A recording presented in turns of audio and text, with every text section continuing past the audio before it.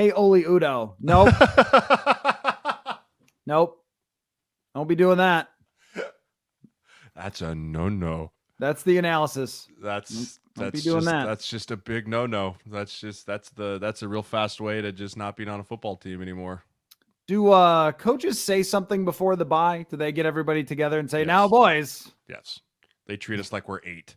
Where it's like, fellas, Well, fellas, fellas, we're going to send you out into the wild. We're going to let you go do your thing. You get 4 days. Count them. 4.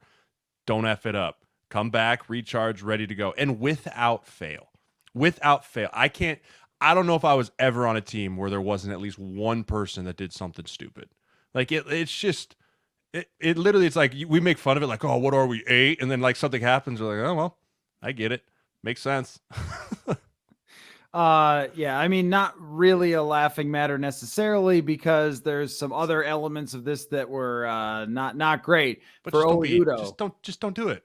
But It's right, I mean, that's the thing, right? I mean, you have to just act like a professional here and understand or just a how important decent it is that human you don't get being. arrested. Just be a decent human being. Not even like it's Right. like, oh, you're a professional athlete. It's like, how about you're just a male human being in society that just doesn't do those things? It's a good start. Right. And now they kind of have a decision. Do you just move on from him? Because it's like really an IQ test. Like, come on, man. You were already on the bubble to begin with. Blake Brandel has emerged as their swing tackle to begin with. I think that if a tackle got hurt, it would be Blake Brandel who came in anyway. Yeah, I So think you're you're right. like the swing tackle already. And then you're doing something inadvisable off the field and getting yourself arrested. So you look bad. It makes Kevin O'Connell look bad. And this is where I think I mean, I'm not like issuing a challenge to him like man to man or something, but I think Kevin O'Connell's got to show a little guts here and just be like, no, that's not going to fly. I am a player's coach, but that's ridiculous. That's not going to be okay. And that was one thing. Now, I'm not praising Zimmer too much on this because there's different standards for different people. That's for sure. But he seemed to get really upset when things like this would happen. And like J-Ron Curse kind of never played again. They cut multiple people who had off-field things, especially when you're the bottom of the roster guy. It's just like, get out. I think it's kind of an opportunity for O'Connell to say, yep, I'm creating a good atmosphere here, but don't mess with me because if you do, you're going to be gone. Yeah, and it's really going to be his first disciplinary decision as a head coach to set the standard. There's something about setting a culture and setting a standard where there's the culture of the players coach and we're here for each other, but there's also like there's a line in the sand.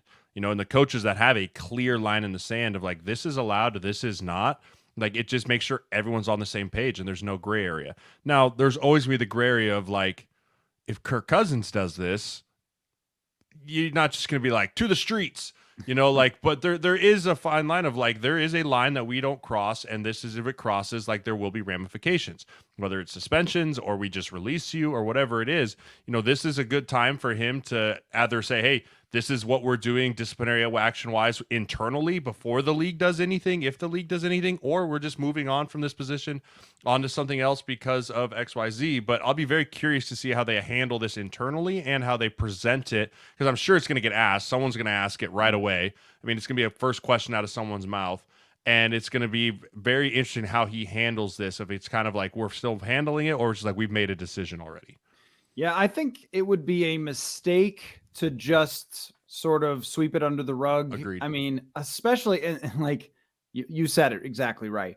It goes back to the old Jimmy Johnson thing where he cut a guy for falling asleep in a meeting, and he said, "If Troy Aikman falls asleep, I say, wake up, Troy." And that standard clearly does exist, even with Dalvin Cook and his off-field issue. That there was no cutting Dalvin Cook at that point. But with this, it's sort of, I don't mean to say it this way, but it's like the perfect guy. Like It's just, this guy is barely on the roster to show like, no, we're going to have some discipline here. We're going to have a standard. And if they just let it go, I think it sort of sends a message that with O'Connell in charge, it's not going to be a tough environment in that way. Like that, if you do something, then you can that the coach clearly told you not to do. There's no question that he gave that speech because every coach does. Then, you can kind of get away with what you want to get away with. So I think it is a bit of an opportunity to sort of lay the hammer down. Yeah, it's too good of an opportunity to just brush on the rug because, like I said, it's a statement for you and your program and what you stand for as a head coach.